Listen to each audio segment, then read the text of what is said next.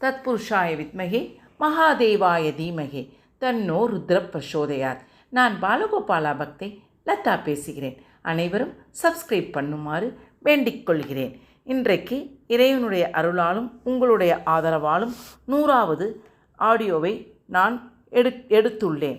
அதாவது என்னன்னு பார்த்தீங்கன்னா, இந்த 100வது ஆடியோவில் சிவனுடைய அருளை பெறுவதற்காக சிவராத்திரியை பற்றியும் அதனுடைய தத்துவங்களை பற்றியும் அது அறிவியல் பூர்வமாக உள்ள கருத்துக்களை பற்றியும் நான் இந்த ஆடியோவில் பேசப்போகிறேன்.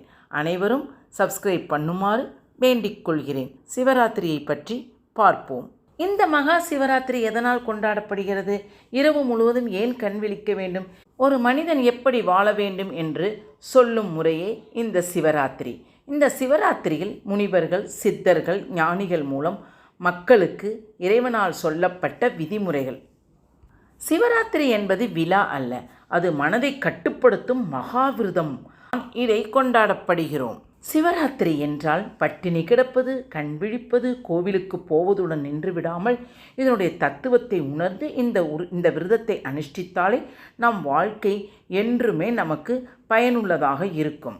இந்த சிவராத்திரி ஏன் தேய்பிறையில் 14ஆம் நாள் அனுஷ்டிக்கிறார்கள் என்பதை பற்றி பார்ப்போமா? ஒரு மனிதனுடைய மனம் ஒருநிலைப்பட தியானம் அவசியம், அதாவது மெடிடேஷன். அலைப்பாயும் மனதின் சிவத்தின் மீது வைத்து எங்கும் போகாமல் கட்டி போட வேண்டும். அப்படி கட்டி போட்டாலும் அமாவாசைக்கு முந்தைய நாள் பாசங்கள் அனைத்தும் அமாவாசைக்கு முதல் நாள் ஒரு கீற்றை போல மனதில் ஏதோ ஒரு மூலையில் ஒட்டி கொண்டு இருக்கும். அதனால்தான் இந்த குட்டி குட்டி ஆசைகளை கூடயும் பந்தபாசத்தையும் கூட விட்டு ஒழித்தால்தான் நாம் பிறவிலிருந்து விடுபட்டு சிவனை அடைய முடியும். அதற்காக தான் சிவனை வழிபடும் நாளே சிவராத்திரி என்று சொல்லப்படுகிறார்கள். நாம் செய்யும் பாவம் புண்ணியத்திற்கு ஏற்பத்தான் நாம் பல பிறவிகள் நாம் எடுக்கிறோம். சிலர் 7 பிறவி என்று மனிதர்களுக்கு கணக்கு சொல்வார்கள். 7 பிறவி என்பதே சரி. நாம் பாவக்கணக்கு கரையும் வரை மீண்டும் மீண்டும் இந்த பூமியில் எழுந்து கொண்டே தான் இருப்போம். பிறவி சூழலிலிருந்து விடுபட ஏதோ ஒரு வழி இருக்கிறதா என்றால் அதில் இருக்கிறது. அதற்கு ஒரே ஒரு மந்திர வார்த்தை என்ன தெரியுமா? அன்பே சிவம், சிவாய நமக என்று சொல்லிக்கொண்டே இருந்தால் நம்முடைய பாவக்கணக்குகள் குறைந்து கொண்டே வரும். இந்த சிவராத்திரியில், மகா சிவராத்திரி அன்று நாம் கண் விழிப்பதோடு மட்டுமல்லாமல் நாம் அன்றைக்கு ஃபுல்லும் ஏதாவது ஒரு லைட்டான உணவாக நாம் எடுத்துக்கொள்ள வேண்டும். ஏன் என்று பார்த்தால், மகா சிவராத்திரி அன்று அம்பாலே உணவு அருந்தாமல் இருக்கும் பொழுது நமக்கேன் உணவு அப்படின்றத பற்றி, இந்த சிவராத்திரி ஏன் வந்தது பற்றி ஒரு சின்ன சுருக்கமான கதையை பற்றி நாம் பார்ப்போம். இந்த சிவராத்திரி என்று பெயர் வர காரணம் என்ன தெரியுமா? அதற்கு காரணம் அம்பாள் தான். பிரளய காலத்தின் போது பிரம்மனும் அவரால் சிருஷ்டிக்கப்பட்ட அனைத்து ஜீவராசிகளும் அழிந்துவிட்ட நிலையில் இரவு பொழுதில் அம்பிகை உமாதேவி பரமேஸ்வரனை நினைத்து பூஜை செய்தாளாம். 4 ஜாமங்களிலும் இரவு பொழுதும் ஆகம விதிப்படி அர்ச்சனை செய்தாளாம். பூஜையின் முடிவில் அம்பிகை ஈஸ்வரனை வணங்கி, அடியேன் தங்களை பூஜித்த இந்த இரவை தேவர்களும் மனிதர்களும் தங்கள் திருநாமத்திலேயே, அதாவது சிவராத்திரியே என்று கொண்டாட வேண்டும் என்று வேண்டினாளாம். சிவராத்திரி அன்று சூரியன் மறைந்தது முதல் மறுநாள் காலை சூரியன் உதயமாகும் வரை தங்களை யாரு சிவன் என்று பூஜை செய்பவர்கள் யாராக இருந்தாலும் அவர்களுக்கு எல்லாவித பாக்கியங்களையும் தந்து முடிவில் மோட்சத்தையும் அளிக்க வேண்டும் என்று வரம் கேட்டுக்கொண்டாளாம் நம்முடைய அம்பிகை. சிவபெருமான் அப்படியே ஆகட்டும் என்று அருள் புரிந்தாராம். அந்த இரவேதான் சிவராத்திரி என வழங்கப்பட்ட நாளாக கொண்டாடப்படுகிறது. பகல் முழுவதும் பரமேஸ்வரனுக்கும் இரவு முழுவதும் அம்பிகையின் உமாதேவிக்கும் உரியது என்பது நிச்சயம். ஆனால் சிவராத்திரி என்பது அம்பாளின் வேண்டுதல் படி கொண்டாடப்படுவதால் அது சிவனுக்கே உரியதாயிற்று. புராணக்கதை என்ன சொல்கிறது?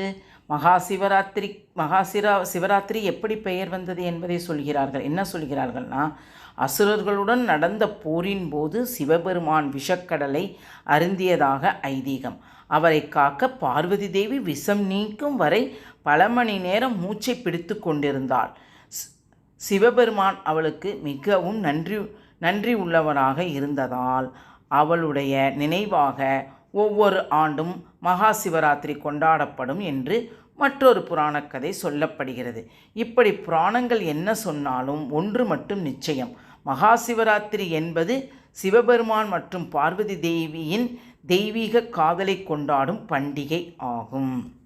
அதனால் இந்த சிவராத்திரி விரதத்தன்று நம்மளால் முடிந்த ஏதோ ஒரு சாக்ரிஃபைஸ் செய்து சிவனுடைய வழிபாட்டை நாம் செய்யலாம். அதாவது சிவனுக்குரியது ருத்ரம், சிவபுராணம், திருவாசகம், தேவாரம், கோளறு பதிகம், இப்படி நமக்கு முடிந்தது எதுவோ அதை நாம் படித்து கொண்டே இருக்கலாம். தெரியாதவர்கள் அனைத்தும் சிவாய நமக சிவாய நமக என்று சொல்லிக்கொண்டே இருந்தாலே போதும்.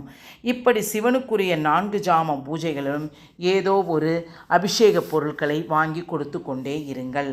அதாவது என்னென்னா பன்னீர், சந்தனம், பால், தயிர், இப்படியே பன்னீர், இளநீர், நிறையா ஒவ்வொரு பூஜைக்கும் ஒவ்வொரு ஏதோ ஒன்று நம்மளால் முடிந்த அபிஷேக பொருட்களை வாங்கி கொடுக்க வேண்டும். இப்படி வாங்கி கொடுத்து ஒவ்வொரு பூஜையிலும் நம்முடைய அட்லீஸ்ட் நம்ம கலந்துக்கலனாலும் நம்ம வாங்கி கொடுத்த பொருட்கள் அந்த சிவனின் மீது விழும்போது நம்மளை ஏதோ ஒரு விதத்தில் நம்மளுடைய பாவ புண்ணிய கணக்குகளை எல்லாம் கொஞ்சம் கொஞ்சமாக தீர்ப்பார். இதுதான் இந்த சிவ பூஜை, சிவராத்திரியினுடைய பூஜையினுடைய தத்துவம். அதனால்தான் நாம் கோயமுத்தூரில் இருக்கும் அந்த வெள்ளையங்கிரி என்ற சிவன் கோயிலில் பார்த்தங்கன்னா சிவனுக்குரியது ரொம்ப விசேஷம் என்னென்னா நடனம். அதனால்தான் நடனம் செய்து நிறைய பக்தி அன்றை ஃபுல்லாக முழித்து சிவ பூஜையில் ஜாலியாக டான்ஸ் ஆடிக்கிட்டு எல்லாம் அப்படி தான் ஒரு என்ஜாய் பண்ணிக்கிட்டு இருப்பாங்க. சிவனை நினைத்து அப்படியே தன்னுடைய மனசு, அதாவது நம்மளுடைய முதுகு தண்டை நேராக ஆக்கி ஒரு ஓரமாக செவுத்தில் சாஞ்சிக்கிட்டு நம்ம அப்படியே சிவனை நினச்சி தியானம் செஞ்சால் நம் உடலுக்கு அவ்வளோ ஒரு சக்திகள் ஆக்டிவேட் ஆகும் அன்றைய தினத்தில். அப்போது சிவபெருமானினுடைய சக்தி தீமையிலிருந்து நம்மை காக்கும் திறனை நமக்கு உண்டாக்கும். அதாவது பார்த்தீங்கன்னா ஒவ்வொரு விரதத்திற்கும், ஏகாதேசி விரதமாக இருக்கட்டும், வைகுண்ட ஏகாதேசி விரதத்தில் ஏன் கண் விழிக்கிறார்கள், எதற்காக ஒவ்வொரு ஏகாதேசிக்கும் விரதம் இருக்கிறார்கள் என்பது ஒவ்வொரு அறிவியல் பூர்வமான சக்திகள் இருக்கிறது. இப்போ இந்த மகா சிவராத்திரியினுடைய சக்தி என்னன்னு பார்த்தோன்னா எல்லாமே மாயை என்பது தான் இன்றைய விஞ்ஞானம் நிரூபித்து கொண்டிருக்கிறது. மாயை என்று சொன்னால் இல்லாதது ஒன்று என்று பொருள் அல்ல. நீங்கள் எதை நினைக்கிறீர்களோ அதுவல்ல என்பதுதான் மாயைக்கு அர்த்தம்.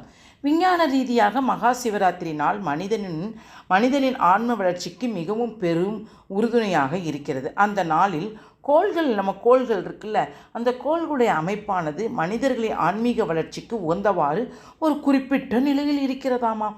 விஞ்ஞான பூர்வமாக எல்லா கோள்களும் அன்றைக்கு மகா சிவராத்திரி அன்று மட்டும் ஒரே நேர்கோட்டில் தான் இருக்குமாம். அதனால்தான் மகா சிவராத்திரியை நன்றாக வழிபடுகிறார்கள். இரவெல்லாம் உறங்காமல் இருக்கிறார்கள். அப்போது நம்முடைய முதுகு தண்டுவடம் நேர்கோட்டில் இருக்கும்போது நம்மளுடைய குண்டலினி சக்தி இருக்குல்ல, அந்த உச்சியில் குண்டலினி சக்தி மேல் நோக்கி நகரும். தியானம் பண்ணாமலே இருந்தால் கூட அது நடக்குமாம். குண்டலினி சக்தினா என்ன என்பதை பற்றி பார்ப்போமா? அதாவது ஒரு பாம்பு அசையாமல் இருக்கும்போது அந்த பாம்பு இருப்பதே தெரியாதாம். ஆனால் அது சரசரவென்று ஓடும்போது தான் அது இருப்பதே நமக்கு கண்ணுக்கு தெரியும். குண்டலினியும் இந்த பாம்பு போன்றுதான். மனிதனுடைய முதுகு தண்டு அடிப்பகுதி இருக்குல்ல, நம்ம இடுப்புக்கிட்ட, அந்த அடிப்பகுதியில் அமைதியாக தான் இருக்கும். அது அமைதியாக இருக்கும் வரையில் நமக்கு சக்தி இருப்பதே தெரியாதாம். யோகம் மற்றும் தியானம் மூலம் அதை எழுப்பும்போது தான் அதன் அளவிட முடியாத பேராற்றலும் மகத்துவமும் நமக்கு புரியும். அதாவது எங்களுக்கு இந்த வாழ்க வளமுடன் கிளாஸில் சொல்லியிருக்காங்க, எப்போதுமே நம்ம இடுப்புக்கு கீழே அந்த தண்டுவடத்தை நம்ம நினச்சிக்கிட்டோம்னா அதுலேருந்து தான் நமக்கு முதுகு வலியில் அந்த தண்டுவடத்தில் நம்மளுடைய தலை உச்சிக்கு குண்டலினி சக்தி சேரும். அதனால தான் வாழ்க வளமுடன் கிளாஸில் இதெல்லாம் எங்களுக்கு சொல்லி கொடுத்துருக்குறாங்கம்மா. இந்த மகா சிவராத்திரி விரதமிருந்து கண் விழிப்பதற்கு இவ்வளவு அறிவியல் பூர்வமான கருத்துக்கள் இருக்கிறது. அதனால் நாம் இந்த மகா சிவராத்திரியை நாம் முடிந்தவரை விரதம் இருந்தோ அல்லது சிவனுக்குரிய ஸ்லோகங்களை சொல்லியோ வழிபட்டு வீட்டில் சிவனுடைய படமோ அல்லது லிங்கம் எதுவாக இருந்தாலும் வில்வ இலையை போட்டு நாம் பூஜித்து அவரை வழிபட்டு நாம் பிள்ளைகளுக்கு நிறைய புண்ணியத்தை சேர்ப்போம். நம்முடைய பாவ மூட்டைகளையும் நம்முடைய சாபங்களையும் இந்த சிவராத்திரி மூலம் நாம் கரைப்போம். இந்த குண்டலினி சக்தியை பற்றி நான் அந்த 7 சக்கராவை பற்றி நான் அடுத்து வரும் வீடியோவில் நான் போடுறேம்மா கட்டாயம். வெங்காயம், அது ரொம்ப பெருசாக இருக்குது. அதை நான் பெருசாகனா நிறையா இன்னும் ஒரு 10 நிமிஷம் எக்ஸ்ட்ரா ஆகும். அதனால் நான் இன்னொரு பார்ட்டாக போடுறேன். இந்த சிவராத்திரியினுடைய சிறப்புகள் இவ்வளவு இருக்குது என்பதை பற்றி நானும் உங்களால் படித்து புரிந்து கொண்டேன். என் சகோதர சகோதரிகளை இந்த விரதத்தை அனுஷ்டித்து நீங்களும் பலன் பெறுங்கள். அதன் மூலம் நானும் பலனடைகிறேன். வாழ்க வளமுடன். ஹரே கிருஷ்ணா. பிடித்திருந்தால் லைக் பண்ணவும்.